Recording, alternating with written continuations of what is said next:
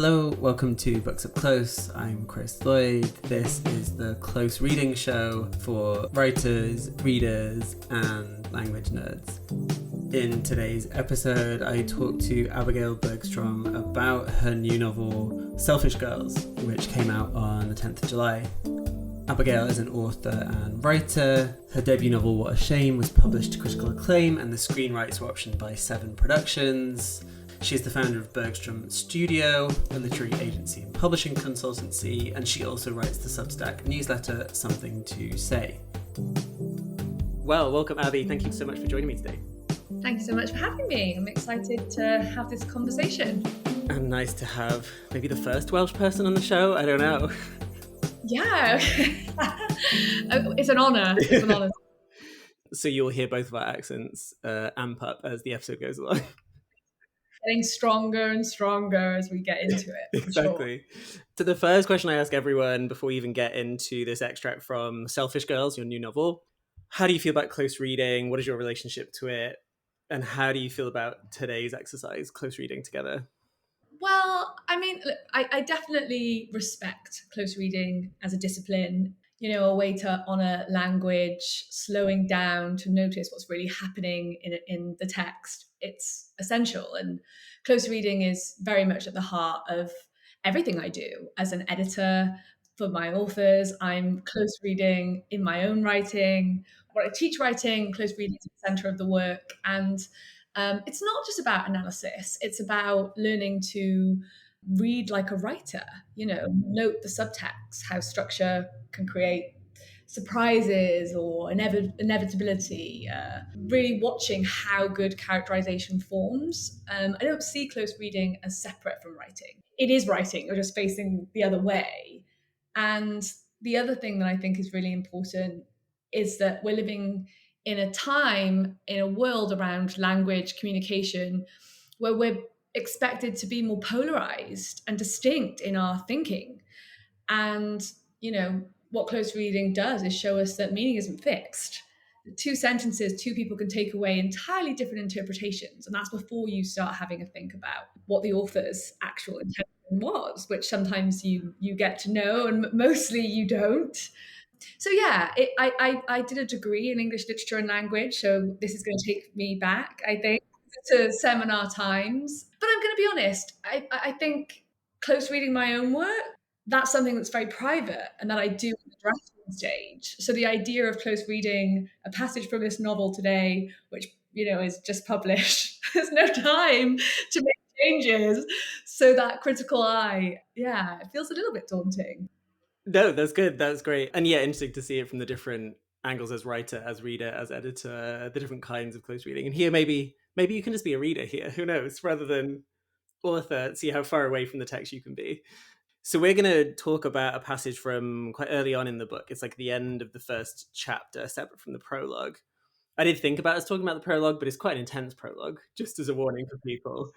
And it's quite different stylistically, I would say, from like the rest of the book. Like there's something happening in the language that's a little bit different in the prologue. So it doesn't quite give a accurate representation of the rest of it, I think. So that's why I chose the end of this first chapter, because I think it sets up all the characters quite well, the dynamics between them. Shall we jump straight into the reading, or is there anything you want people to know about it before we start reading? I suppose for context, this sort of brings together what is the inciting incident, which is that one of these sisters is coming back to Wales and is moving home. And so for the first time in a long time, this family is all going to be on home soil. And yeah, that's probably enough to say for now. Yeah, great. Would you mind reading for us then? No, of course. It's official then, or so I hear. You're moving back to Wales. She watches Innes's shoulders tense, looking for the horror to be found in Dylan's open mouth. You're moving back, Dylan steadies herself in the words, in what they might mean. Yes, we've just decided. We haven't really told anyone yet. Noah told me. Emma repositions her napkin. He'd also told her Innes wasn't coping, and he wasn't sure how much more rejection she could take. He thought she needed to process what had happened, and Emma had reminded him it also happened to you. He didn't say anything to me, Dylan finally pulls off the gloves. We haven't all lived in Wales since we were children. It'll be nice, Emma offers, and Dylan returns a closed-mouthed smile. Will it? She observes her sisters then, quick footed in their conversation, not wanting to get stuck in the waterlogged marshlands of their childhood, both of them projecting into the future instead. As soon as they will arrive there at the desired destination, lucid in all its disparagement of what they thought they wanted some great job, a child, a perfect studio they'd never been able to afford, inside which they'll realize they're still not happy, still not those people. She wonders if she should warn them. Emma is the eldest, and she knew she'd never escape the chip on her shoulder that life had been harder for her because of the fact. Dylan was the classic middle child, the moderator, set on cementing herself in ease. And Innes, the baby, well, she'd always been the most dependent on them while being the most detached. Emma found this irritating, though she'd never say so. And in always being one step ahead, she can see exactly what her sisters are coming through. They have little consideration for this. So she keeps quiet, covers her glass when Innes tries to pour more wine, and raises the other hand to signal for the bill. Thank you so much. Yeah, there are so many things about this book that I really enjoyed, and I think this extract is a really good example of the way that you're kind of shuttling between these three sisters, right? And that the novel is really built up through, without saying too much, like through the dynamics, their interrelations, the way that kind of family operates. So I was kind of interested in here you're kind of giving us these like hints about the characters, like some of the backstory, but without giving us too much. And that's something you play with quite a lot in this book of like, what are you telling and withholding? And I think that like starts off quite well here. And you know, I know I've picked the very end of the passage, but it's official then. Also, I hear you're moving back to Wales. Like that. Also, I hear is so family dynamics, right? It's like someone else has told me this thing, but why haven't you told me this thing? And also, it's not just I hear, like I know it's true, but the kind of the gossip network, the like who knows whatness of things, I feel like is one of the driving energies of the narration. Like, do we know everything? The sisters know something. This is not a spoiler that we as a reader don't until really late in the book, right? Which really threw me off, by the way. So, like, I think it's quite interesting that you know, on page 12, you're already setting up that dynamic. I think so, yeah. And I think inside some families, that information is power. What do you know? Who's told you? What information do you hold? How do you use that information? And it's a way to hurt people, and it's a kind of hierarchy.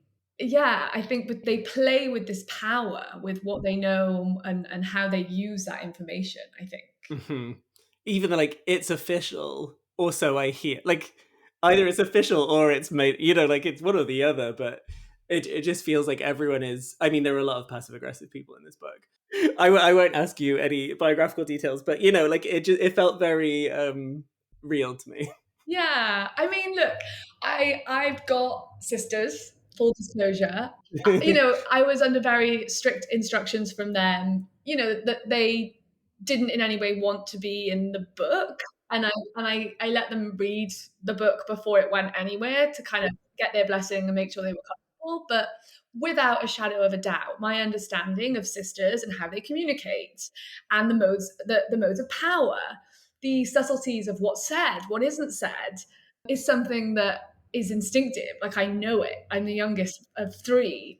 So, yeah, I felt very comfortable in that conversation between them and how language can be held between people that know each other so deeply and so intimately that it's the finishing off another thought, or how a conversation about something so quickly can shift into something, a completely different subject matter, because of a shared past or shared history or a shared trauma.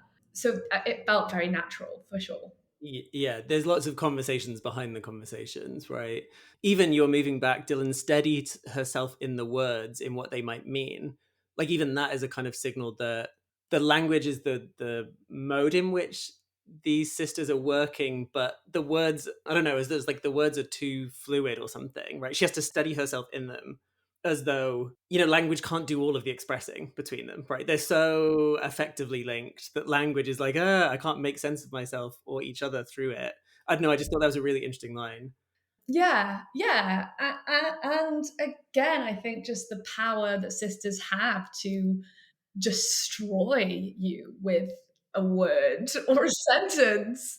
And I think what I've observed in close families as well, and something that certainly I have between my sisters, is the way in which we communicate beyond and outside of language whilst having a conversation and the deep comfort in that. So in the text, when, Dylan offers a closed mouth smile, will we, like, is this a good thing? And I do a lot of that where it's there's a gesture happening, there's a raised eyebrow, there's something bodily happening, but then I put the language that means between them, because there's this kind of psychic understanding in how they're communicating. And then, to bring the reader into that, whilst keeping it off the page, was something that I played with. So Yeah, you have a lot of people just looking at each other, and then it's almost like the narrator is then having to tell us to like let us in on what's going on between these sisters, right? Because it's like, can we even hear it as a reader?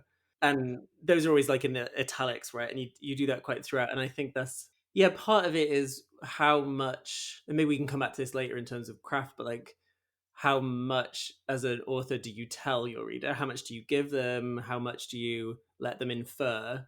Right? Because even this early bit where it says he thought she needed to process what had happened, and Emma had reminded him it also happened to you. Like, we kind of know what's being referred to if you read the prologue in a particular way, but it's not explicitly stated yet, right? What this instant is. You can kind of infer what it is. So again, there's like this kind of push pull between like what needs to be said and what doesn't need to be said. yeah, and I think a shifting sands in that. Like the sands are constantly shifting because everybody's perspective is different and everybody's version of the story is different. And I think that's something again that is such a common thing in families. And I think all families have a shared traumas. And this one particularly was looking at intergenerational trauma in the female line and kind of the maternal relationship. And what I really was trying to get at was how we can all carry a story, but our versions are so different. And what is the truth and what is right and what is wrong. And I think this is particularly interesting between children and their mothers, in this case, daughters and their mothers, because trying to look at and understand our mother is like looking at the sun. Like, we're blinded by mother, by this bright, shining idea and stereotype and role that she's always played in our lives. And to get around the sides and to truly know her and truly understand her. And I think the trauma between these sisters and everything that's unsaid and the pain and the history that all of them being back on home soil is going to bring back and make live again in their body is entangled with their mother and with the stories that their family have discussed and the ones that they've just papered over and pretended haven't happened. And I think that can make it really hard for us to ascertain like what is real and whose story is the right one. And there isn't an answer to that. It's this, as I say, shifting sand amalgamation of all of it. And that feels really true to the experience of these things from my perspective. So that was something I think I was wanting to capture in the text and in the writing. Yeah, and this is the kind of big question, or not question, but the thing I was thinking about the most is even in that line, he thought she needed to process what happened, right? So we've already got the idea like, oh, people might think they know what's best for another person, right? So already there's an element of like control or some weird kind of power thing. But also what you do linguistically to get formal is that like you use indirect discourse a lot, right? Like he thought she needed to process what happened.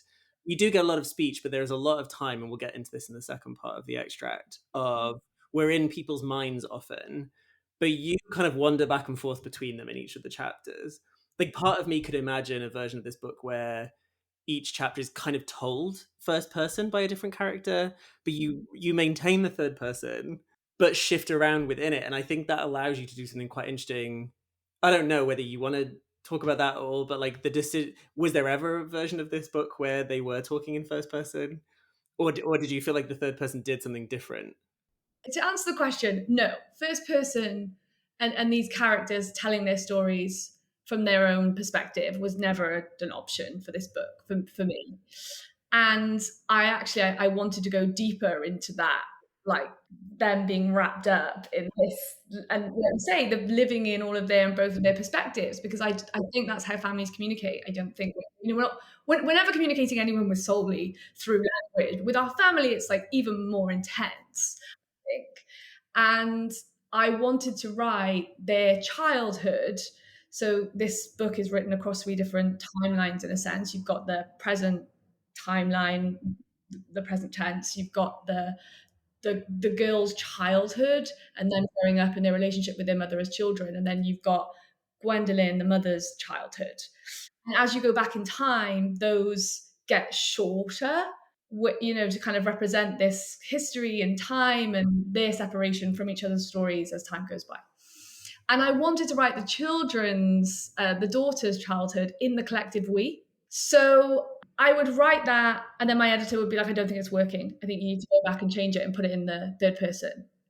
And so I would go back and I would do that. And then my editor would say, I don't know. I think maybe the collective we is right and you should go back. Okay. So, and then I got a new editor who came on board because my editor, Lily, really, really sadly left. And she was like, about this collective we, I don't think it's working. Nightmarish. Like I went back and forth so much on the tense in that particular part of the book.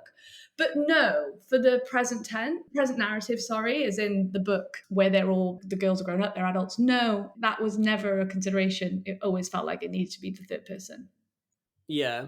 This is the stuff I'm really interested in, right? Like how we make these decisions, where it lands, whether it's like set from the beginning, or even that kind of, as you said, well, it sounds like a painful oscillation back and forth between like changing it and, but again, like that's quite subjective, right? Like one reader is like, this is working, and another one's like, this is not working. Kind of suggests there's no one right answer to this. There is no way to solve this problem necessarily. But that's kind of nice for readers and writers out there that are listening, right? That are like struggling with the form. Sometimes you just got to try it and do it and like see how it lands. Right. And I think you've got to follow your gut instinct on these things.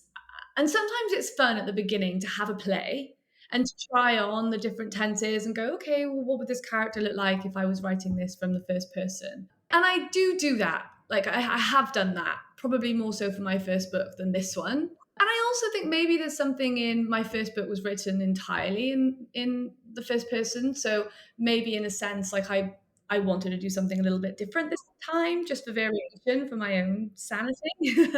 But yeah, there's no right way, absolutely. And I think with these bigger decisions, I see it a lot with my writers, my authors.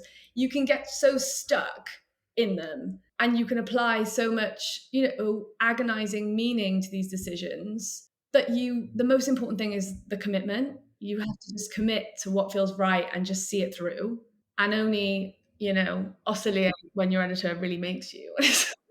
But that's important, I think, because yeah, the form is going to afford you different kinds of effects, right? Like you could do a Faulkner thing where everyone, I was thinking of like As They Lie Dying, right? Like where all the characters are speaking just on behalf of themselves, and you've got contradictory versions of the same story where you're like, wait, I thought you were there at that point, but this person said that thing.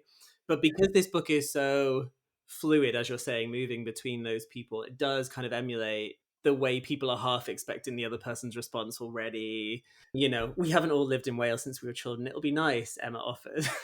Just that it'll be nice. It's like, oh god, that just sounds so not like I'm so excited you're all going to be here. It's like it'll be nice. Be like nice, not nice, Emma. And then Dylan returns a closed house mark. Will it? And then the very next line is she observes her sisters then. And here's where I'm like, okay, well now Abby's messing with us, right? Because like suddenly it was like, who's the she? That paragraph could easily begin with like Emma observes it because we're with Emma at that point, but it could easily be Dylan there. And sometimes you switch in the middle of a chapter the focus, which is also quite destabilizing. Sometimes you think you're with someone, and I was like, wait, who's this? Is not. And then I had to go back a paragraph, and I'm like, oh no, we switch from a different. You're focalizing in different ways quite often, as though to kind of like show us how family dynamics work, but also I think you're trying to keep us on our toes somehow, whether consciously or not. I think you're trying to. There's something destabilizing about it a little bit. Yes. And I think it's a way of holding attention. And, a really important part of this was I really wanted this text, this story, I wanted it to feel claustrophobic. I wanted it to feel like you were really up close and intense and like in your face. And yeah, I think that kind of jumping in between the perspectives helped create that sense of claustrophobia within dysfunctional family dynamics. But yeah, I mean, I hope keeping a reader on their toes and like being destabilizing them too much, that's always a really difficult line to tread because that's a point in which you can just irritate. And people are like, oh, and towing that line is quite hard, I think. Yeah, no, I agree. Although I'm happily irritated, I don't mind books where the author will deliberately annoy me. I'm like, that's fine, bring it on, because I think if it's matching the like emotional tenor of what's going on, I think if the form and the content marry, I think most people will go along with it because they're like, oh, I'm feeling it. Like she observes her sisters then, comma, quick-footed in their conversation, comma, not wanting to get stuck in the waterlogged marshlands of their childhood, comma, both of them projecting into the future instead. And suddenly we've got this much longer, murky sentence right after the very quick dialogue back and forth. Even the stuck in the waterlogged marshlands, that like it sounds like muggy and marshy, right? You can hear the waterlog through the commas, through the kind of build up, but it is describing that thing you're saying, right? That like the book should feel kind of waterlogged. You should feel a little bit claustrophobic, especially as we're moving back and forth through time, and we're kind of like, wait, who's here? And then the next line, and soon they will arrive there at the desired destination, lucid in its disparagement of what they thought they'd wanted. Different kind of sentence again, right? You've really moved from that kind of like very direct speech and people giving each other side eye to this really like poetic line. And then this one, and soon they will arrive there. Like, this is not Emma's voice suddenly, right? This is now the narrator maybe stepping back, right? Giving a kind of like long view, the desired destination lucid, like there's loads of like alliteration there that I quite like, of what they thought they'd wanted, some great job, a child, a perfect studio they'd never been able to afford. That doesn't sound like Emma's voice, right? That doesn't sound like we're in her head, inside which they'll realize they're still not happy. So again, like this kind of telegraphing from the very specific thoughts of Emma, like back out to like, maybe it's all of them thinking at the same time, or maybe it's a narrator who's outside who's like, oh my God, this family's doomed. Yeah, yeah, interesting. I mean, I feel that there is I think that is Emma's consciousness in Okay. a way, because the next line is obviously she wonders if she should warn them.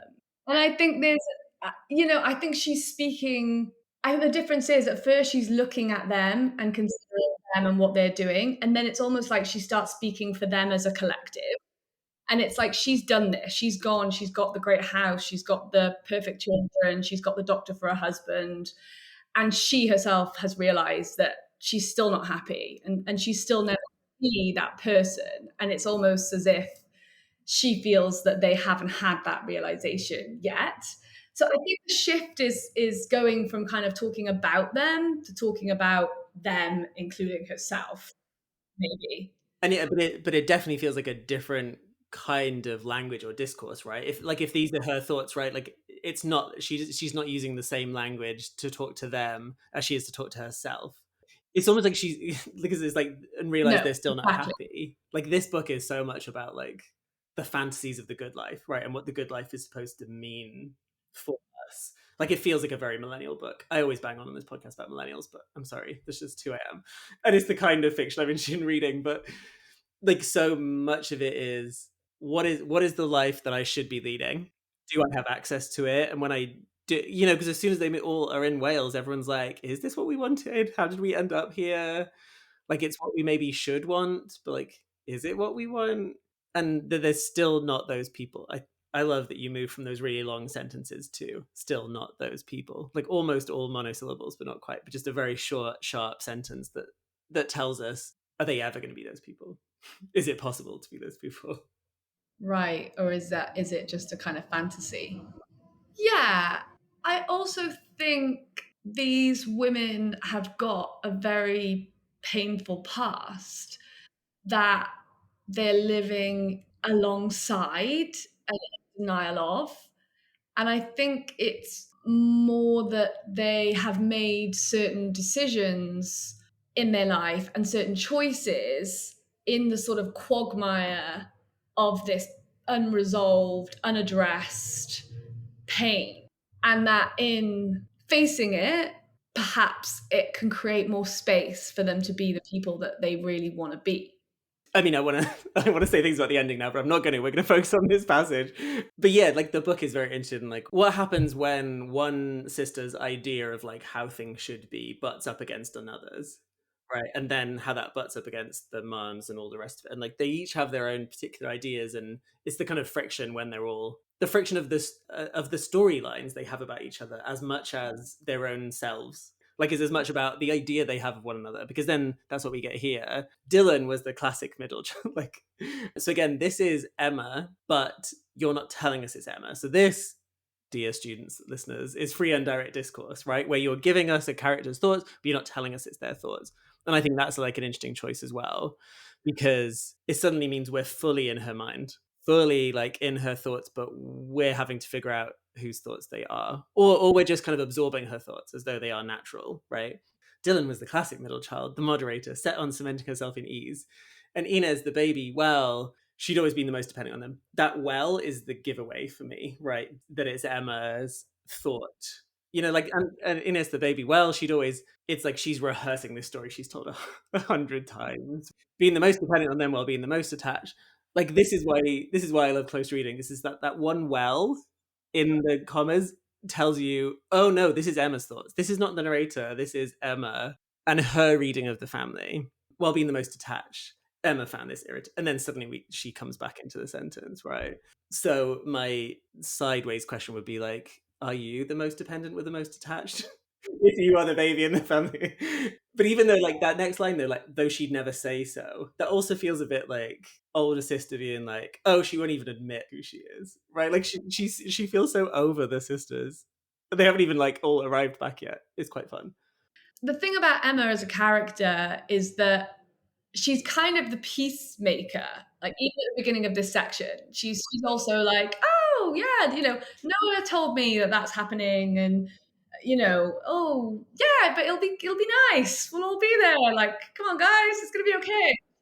She is the peacemaker, and she is the eldest, and I think she placates in a lot of the conversations. But underneath that is this undercurrent of like resentment and bitterness because she's not really putting her feelings or how she really feels at the front because she can't. She has to make sure that everyone else is okay, and she has to like calm us down, make sure Dylan doesn't kick off. And as a result of that, there's a real resentment in her voice, which gets more intense as the book goes on and we learn more about her and what's happening in her life and the kind of internal and emotional battle she's facing. And so I think that I wanted that. She's controlled, Emma. She's very, very controlled as a person. And I wanted to distinguish that how she is, how she acts, the things that she says out loud versus what's actually going on inside of her head.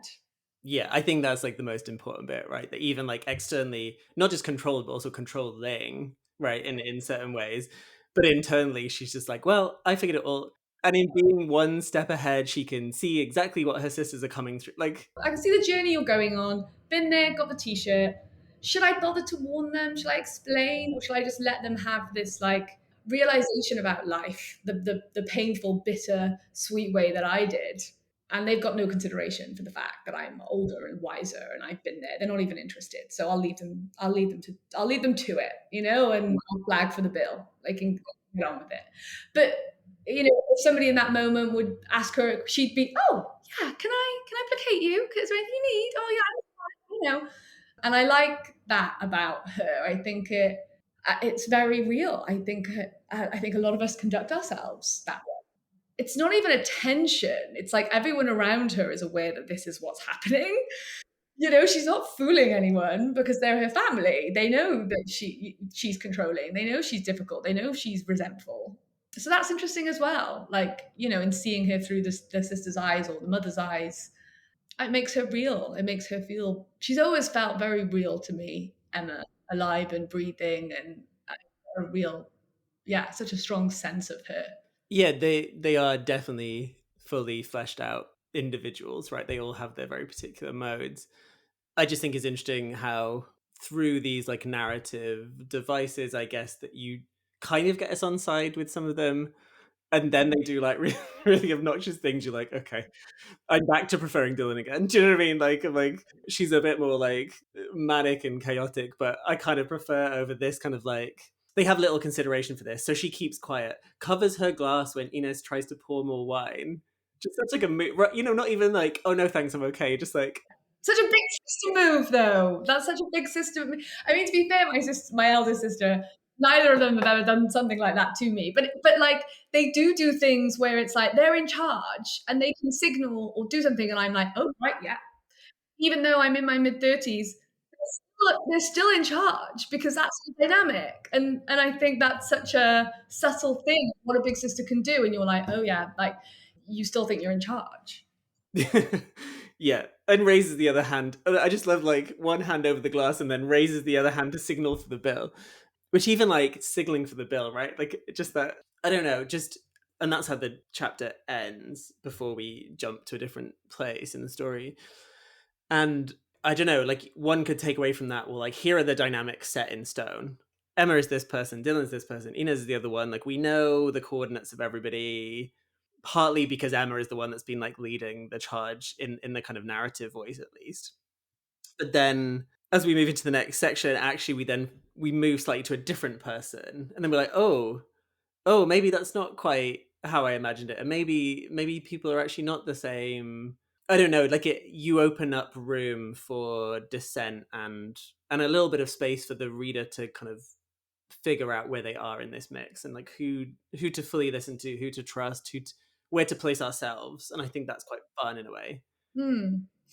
Yeah, I space to get to know them, the reader to get to know these characters for themselves, rather than telling them who's the villain and who they should like and who they shouldn't. It's that spaciousness to, you never see these characters outside living their lives. Like you don't see them at the school gates picking up their children. You don't see them at work. You only ever see them with under the microscope and lens of their family relationships, their family dynamics.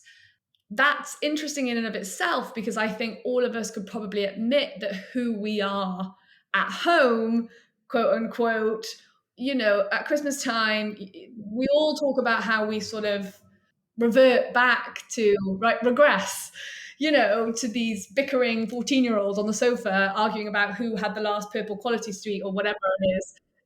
Just things that you don't act like that with anyone else. And it was interesting, this idea of not giving the reader access to them in any of their other areas of their lives where they would be different people. They wouldn't be playing into these dynamics. They wouldn't be playing into these sort of the trauma bonds that it would.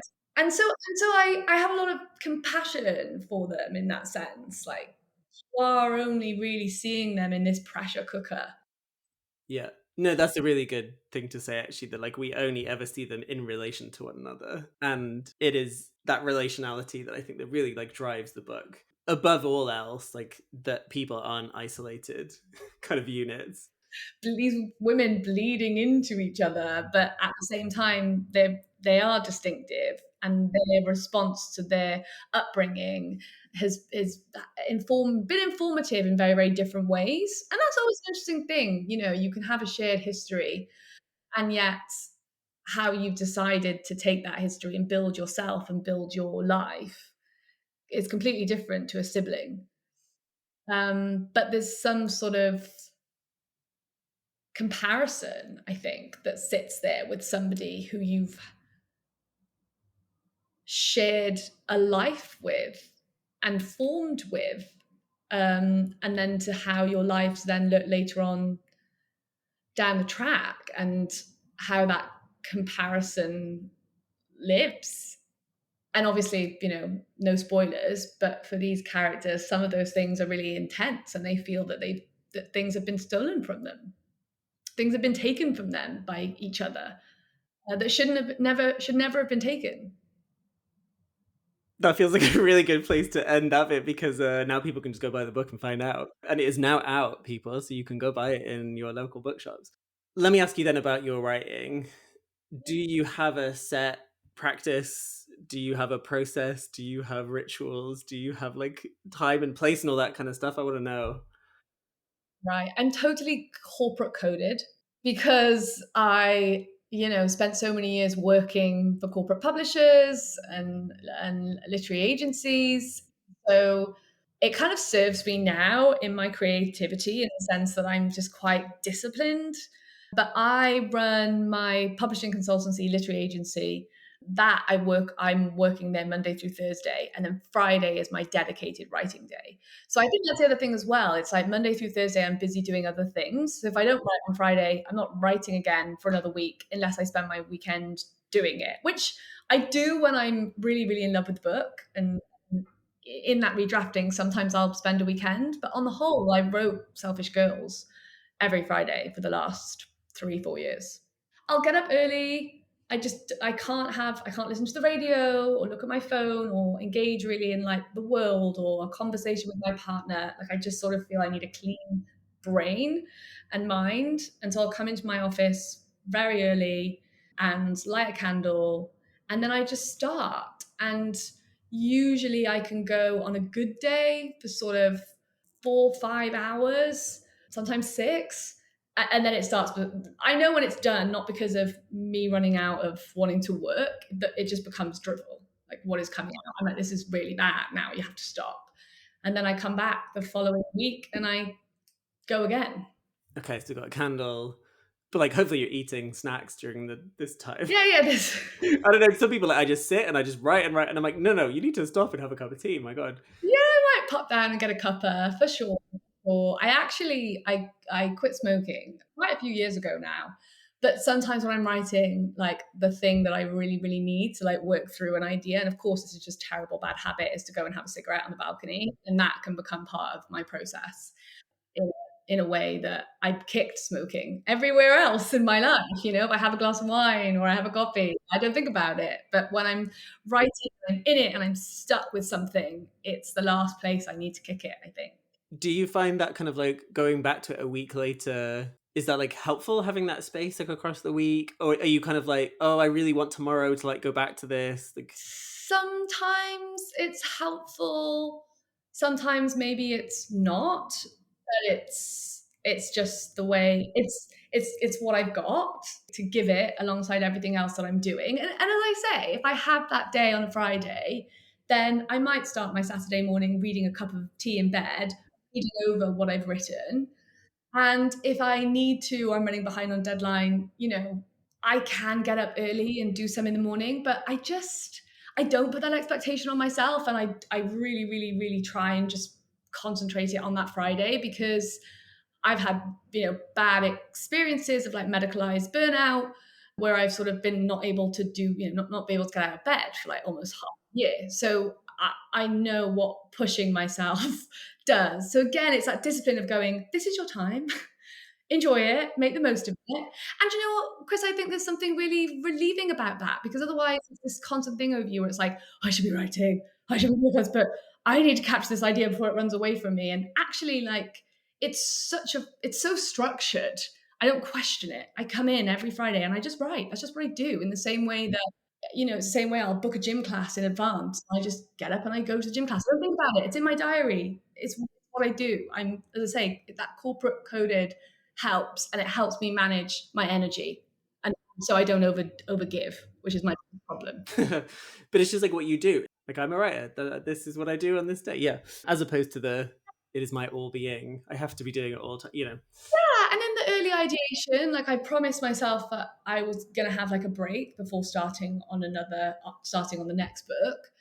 But I have had an idea come to me in its sort of early form. And it's usually actually I'll just sort of be sat and it's like, and I'll be in bed again reading or something at 9 o'clock at night because my life is really exciting. And I'll be like, oh, it's come. And I'll just pick my laptop up or I'll pick a notepad up and I'll be scribbling and writing. And It's not like it's always there. I'm always thinking about it. It's always in my consciousness somewhere. But it really, really works for me, just having this one designated day. That was great. Do you have a memory of like when you first wrote? Is there an early childhood memory of like this is the thing I like doing? I do have this really, really clear memory of deciding that I was going to write a book when I was very, very young. And it was definitely coming from a place, I think, of having been naughty or sort of being told off, being in trouble, and sat with my notepad and my pen and being like, one day I'm going to write a book. We're going to see. And, And here we are with Selfish Girls. and Yeah, here we are okay. with Selfish Girls. So but I definitely never saw myself as a writer for the years that I was working as an editor and an agent. I loved books. I loved, I loved reading. As I say, that was my degree. That was always my heartland and what I enjoyed doing most. But it took many, many, many years for me to realize that I myself wanted to write on a more conscious level, Yeah, no. I'm always interested in like when people first like sit down and think about that as like a this is for me, this is what I could do. Apparently, like when I was a baby, like I was holding books as like an infant. I couldn't read them, didn't know what they were, but I was just like, this is a solid thing that I want to hold on to, which I feel like is a sign. Yeah, you like this definitely feels like it's for me. Yeah, yeah. This is just my thing. You said that you teach creative writing as well. Do you have any like little lessons or activities or things that you could suggest to listeners? I'm working on a really, really exciting project right now, which I'm going to be launching towards the end of this year with a psychotherapist called Helen Sproat. And it's a therapeutic writing program aimed at women, for women, and a way of kind of writing into shadow selves, discomfort, suffering, writing as creative health, writing as a way of dealing with those things that are really hard to talk about. So I'm really excited about that. It's called the Bone Project. And so it's kind of writing in a different way. It's less sort of lessons on how to write and more writing as a way for us to process and create some relief, hopefully. And yeah, so I'm excited about that. It's something different. So they're kind of like prompts or kind of just like thought kind of Yeah, experiments or so like it's a therapeutic program that will run over a course of 3 days. So yeah, it's a whole program that's kind of got embodied work, writing, all sorts of facets. And yeah, we're still in the process of finessing and perfecting the program itself. Um, so yeah, it'll be launching later on this year. okay.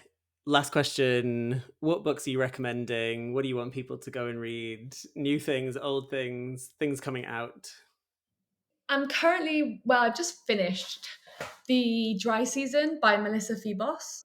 I mean, I just love her. And in terms of texts about writing and how to write, body work is just phenomenal. And The Dry Season is incredible. And it's about her kind of year of celibacy, except it's not about that at all. Like, it's so much deeper and existential. And I literally just can't rate her any more highly. And then also Stillborn by Guadalupe Nettle, that is just a phenomenal bit of writing, phenomenal book. And the third thing is, which I read this year and loved, was Perfection by Vincenzo Latronico. And I think what's so interesting about that is it's so, so, so closely modeled on the 1965 Things by Georges Perec, right? And it seems so, I'm like, what a clever idea to just take something that was popular at the time then and that worked then, that resonated, but kind of tuning it to now. Because so much of the difficulty of writing is trying to find the structure and nail the story and where's this going. And the idea of being given a roadmap and having to just write to it, incredibly clever thing to do. But I also just think that book, I really saw myself in it as somebody who lives remotely. I really saw myself in it, and it in a way that was uncomfortable, in a way that was not the reflection I wanted to see. And I'm a bit of an emotional pervert. I love books that make me cry, and I love books that just create discomfort as well. And that one did. Oh yeah, like I think at the beginning of the book you're like, haha, this is so funny. It's like skewering a version of like contemporary life, and then you're like, oh no, this is me. Oh no. Oh no. Yeah. Oh God. Somebody get rid of the sourdough bread. Get rid of that monstera plant. Why is it Yeah, no, quite. And it's just like in the plants. I know I was reading it and I was just like looking up and I was like, oh no, my room is full of plants. What have I done? Very, very clever and very funny. funny? Yeah.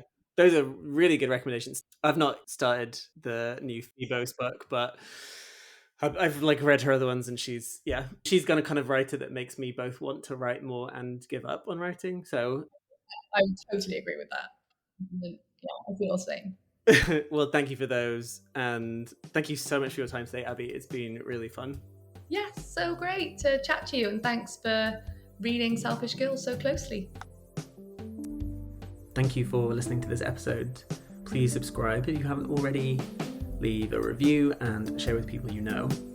You can also follow the show and me on Instagram at Books Up Close and on YouTube. And if you can, please do fill out the feedback form linked in the show notes. It's really helpful to us. You can get show transcripts and more information by subscribing to the Substack. This show is made possible by an Impact Accelerator Award from the University of Hertfordshire and the Arts and Humanities Research Council.